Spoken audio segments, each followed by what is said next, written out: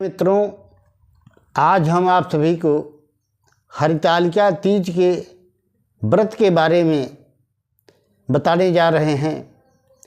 जो सुहागिन स्त्रियां अपने पति के मंगल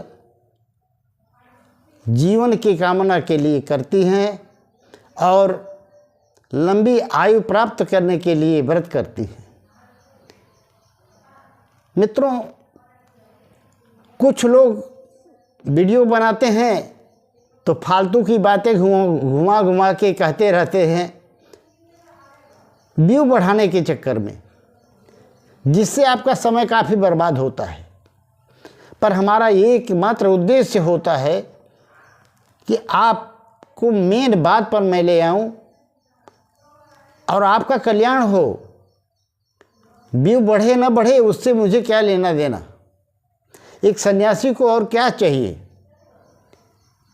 तो आपके कल्याण की बात है, स्त्रियों के कल्याण की बात है। ये स्त्रियों से संबंधित रखता है हरितालिका तीज का व्रत, जिसे स्त्रियां भाद्रपद शुक्ल पक्ष तृतीया के दिन करती हैं। उस दिन यह व्रत मनाया जाता है और यह इस बार दिनांक 6 सितंबर को पड़ रहा है।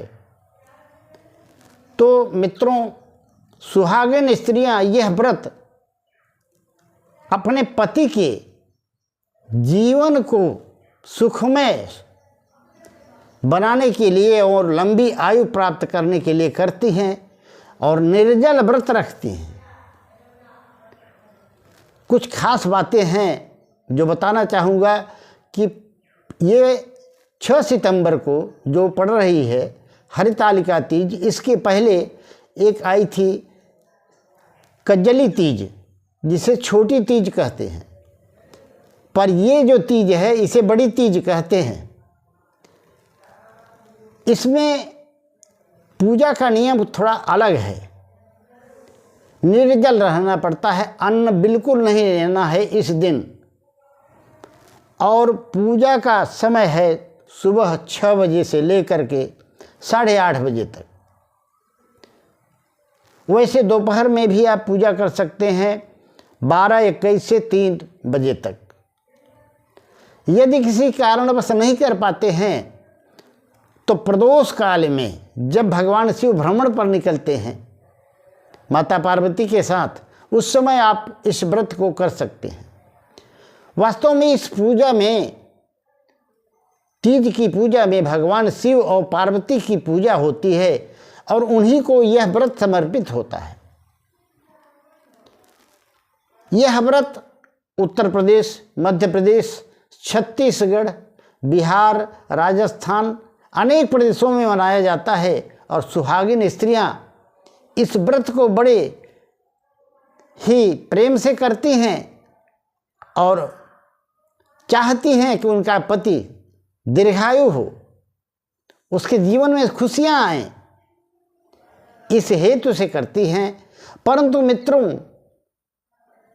व्रत करते समय कुछ गलतियां जो हो जाती हैं वह हमारे व्रत पर प्रतिकूल प्रभाव डालती हैं। शुभ फल की बजाय अशुभ फल मिलते हैं।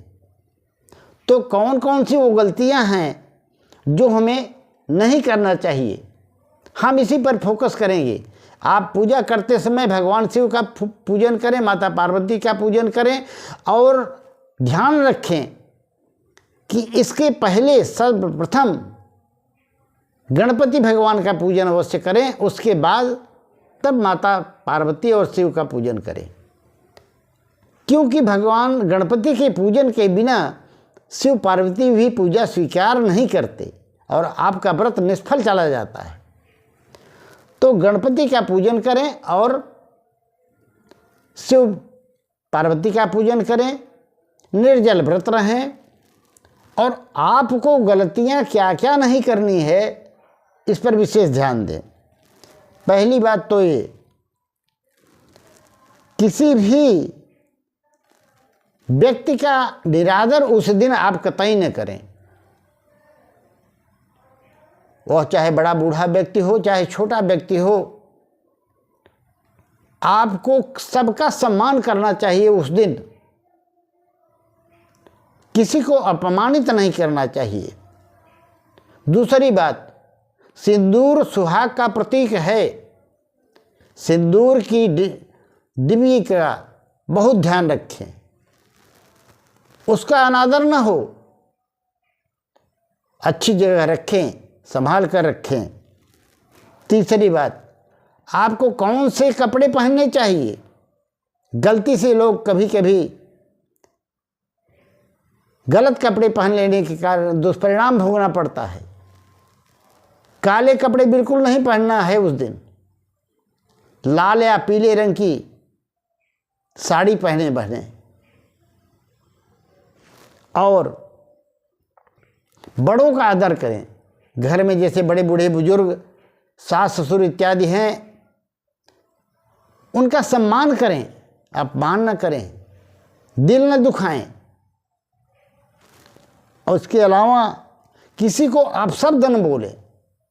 मित्रों, कहते हैं कि आदमी एक बार तीर से मार दे, हथियार से मार दे तो उसका घाव भर जाता है, पर वाणी का जो घाव होता है वो कभी नहीं भरता। इसलिए किसी को भी ऐसा वाक्य न बोलें कि उसका दिल दुख जाए, हिंसा हो जाए। इसलिए अहिंसा में प्रतिष्ठित होकर व्रत करें, निर्जल रहें, क्रोध न करें। किसी भी परिस्थिति में आपके प्रतिकूल काम हो रहा है तो भी आप क्रोध न करें, क्रोध से बचें। और हो सके तो उस दिन पूर्ण मौन धारण कर लें। कोई कुछ भी करता है, आपसे कोई मतलब नहीं। आप केवल उस दिन व्रत रखें और भगवान शिव और पार्वती का पूजन करें। इसलिए स्त्रियां अपने हाथ में मेहंदी लगाती हैं। मेहंदी की तासीर ठंडी होती है ताकि दिमाग ठंडा रहे, दिमाग शांत रहे। तो मित्रों, इस तरह से इस बड़ी तीज का जो सुहागिन स्त्रियां पूजन करती हैं, उनकी पति की आयु दीर्घायु होती है और वैवाहिक जीवन सुखमय होता है, आपस में प्रेम बना रहता है। और जब व्रत में किसी प्रकार की त्रुटि होती है तो उसका दुष्परिणाम भी भोगना पड़ता है।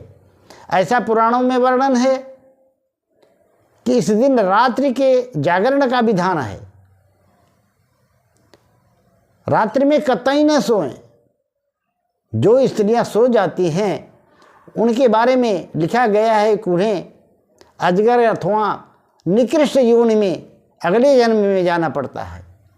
व्रत का फल तो मिलता नहीं है, उल्टा हो जाता है। इसलिए सावधान। अगर हरतालिका तीज का व्रत कर रही हैं तो पूरे नियम को जान करके, समय को जान करके उस हिसाब से करें। 3 काल हमने बता दिया, सुबह का समय, दोपहर का समय, और नहीं मिलता है तो प्रदोष काल का समय, शाम को जब सूर्यास्त हो रहा हो, थोड़ा थोड़ा भगवान सूर्य अस्ताचल को जा रहे हों, अंधेरे का आगमन हो रहा हो, वह प्रदोष काल होता है। यह किसी टाइम से नहीं बताया जा सकता। उस टाइम आप जब भगवान शिव और पार्वती भ्रमण पर निकलते हैं पृथ्वी लोक पर, उस समय आप उनकी पूजा करें और उनकी पूजा से भगवान शिव प्रसन्न होके आपके परिवार में सुख शांति समृद्धि प्रदान करेंगे। आप सुखी रहेंगे, आपके पति का जीवन भी सुखमय होगा और पूरा परिवार सुख शांति से भर जाएगा। मित्रों, वीडियो आपको अगर अच्छा लगा हो तो सब्सक्राइब, लाइक करके कमेंट में हर हर महादेव, जय मां पार्वती अवश्य लिख दीजिएगा।